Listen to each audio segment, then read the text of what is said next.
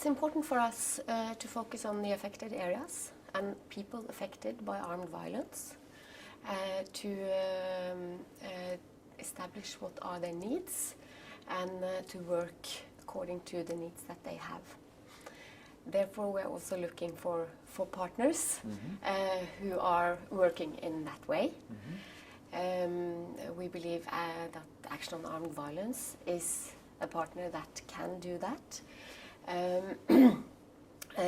We also have other partners, but we are in all partners looking for the bottom-up approach, rather than looking at the international scene in this area.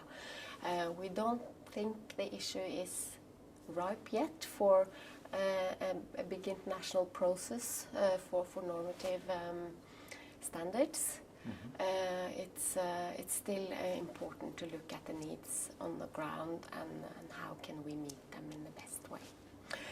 We are hoping that the work that we are doing will create some best practices, some good standards for how to work elsewhere.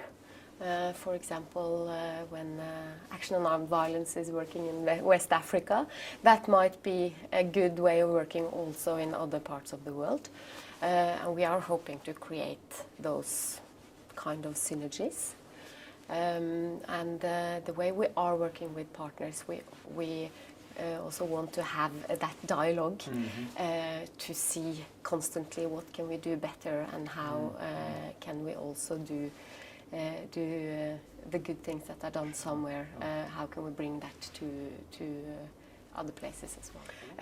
We are hoping to be able to help affected people on the ground, looking at the victims aspect and in a broader perspective.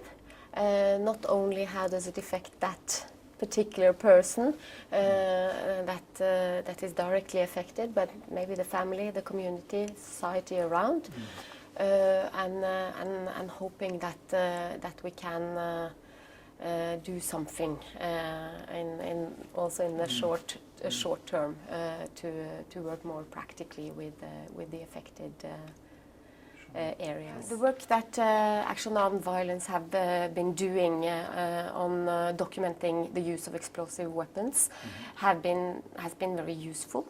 It's important to document what is actually happening on the ground. We now want to use that documentation together with other documentation, of course, to see how can we work further on this issue? How can we prevent further things happening or use of explosive weapons in populated areas in particular? How can we prevent that it's being used in a way that affects civilians to such a big degree as it is today? This is something we are now starting to discuss with yourselves and with other organizations and a few states to see how we can move this forward and what is useful to do, what can we do better, how can we push other states to get better regulation of the use of explosive weapons in populated areas. I think it's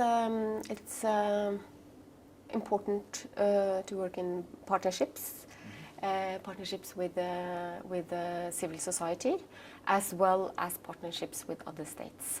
It is also important to think untraditionally. When you find partners, as Norway, we normally look to Europe, for example. On this area, we've been trying not to do that, but to gather countries and partners from different parts of the world, so that we get different perspectives. And this is a way of working that we've been finding very fruitful, and we will continue to do that.